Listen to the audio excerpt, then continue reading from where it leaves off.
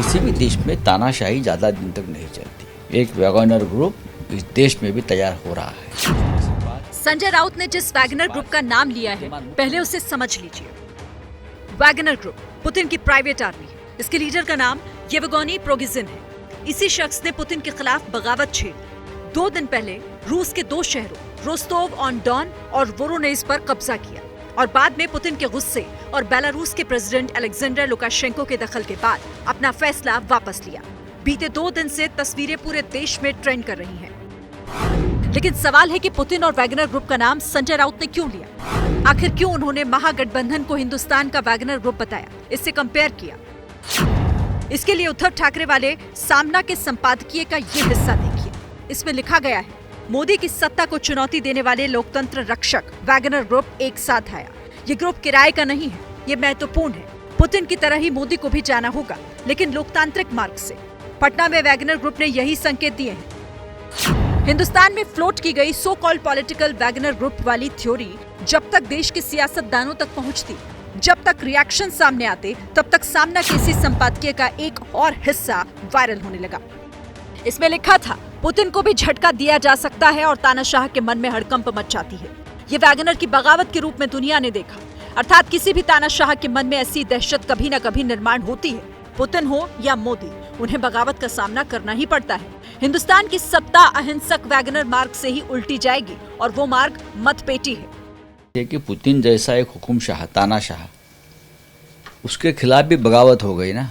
Putin अपने आप को एक बहुत बड़ा योद्धा और बादशाह समझता था।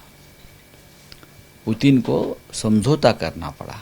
तो किसी भी देश में तानाशाही ज्यादा दिन तक नहीं चलती। एक वैगनर ग्रुप इस देश में भी तैयार हो रहा है। अगली मीटिंग होगी शिमला में। उस मीटिंग में बहुत से फैसले खुलकर होगी। कम से कम 450 सीट ऐसे है, 450 सीट्स ऑल ओवर इंडिया। वहाँ हम कोशिश हमारी ये है कि बीजेपी के सामने एक ही उम्मीदवार खड़ा रहे। वैसे संजय राउत जिस वैगनर ग्रुप का जिक्र कर रहे हैं, उसे पुतिन की प्राइवेट आर्मी क्यों कहा जाता है? अगर वो ये जानते तो शायद ऐसी तुलना से बचते। क्योंकि पुतिन वाले वैगनर ग्रुप में कॉन्ट्रैक्ट किलर्स हैं, मर्सिनरीज हैं, क्रूर और निर्दयी सैनिक हैं। एक इशारे पर ये दुश्मन समेत उसके खानदान का सफाया करने के लिए कुख्यात हैं। इस वैगनर ग्रुप में जेल से छूटे कैदियों की भरमार है और खुद इसका मुखिया प्रिगोजिन 9 साल जेल काट चुका है। मगर सामना में कलम चल गई। मोदी के खिलाफ वैगनर की बात तरकश से निकल गई। अब विपक्ष के नेता करते भी क्या? इसीलिए संजय राउत वाले बयान पर सिर्फ इतना बोले कि मेन बात यह है कि बीजेपी को हराना है, बस और कुछ नहीं जानते। पर उनका भाव क्या है मन का, वो मैं कैसे जान सकता हूँ?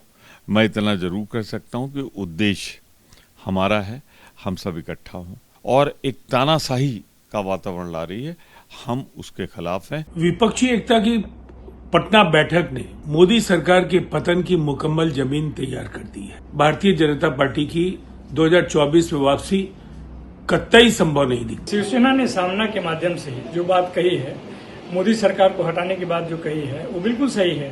देश में पिछले 9 साल से जिस प्रकार से मोदी सरकार ने शासन किया है, उसमें बेरोजगारी चरम पे है, अर्थव्यवस्था एकदम खराब स्थिति में है। मोदी वर्सेस वैगनर पर महागठबंधन के नेताओं को इतना समझ आया कि पीएम मोदी को हटाने के लिए संजय राउत ने कोई बड़ी बात कही है, लेकिन बीजेपी अब इस लाइन पर चुटकी ले रही है। आदरणीय मोदी जी के सामने 2024 के चुनाव का सामना करने की न उनमें हिम्मत है, न देश के समूचे विपक्ष में। अब 24 में उनकी हार निश्चित है। वार पलटवार अपनी जगह, लेकिन जो भी हो, मोदी बनाम हिंदुस्तानी वैगनर ग्रुप वाली 24 की ये लड़ाई दिलचस्प तो रहने वाली है।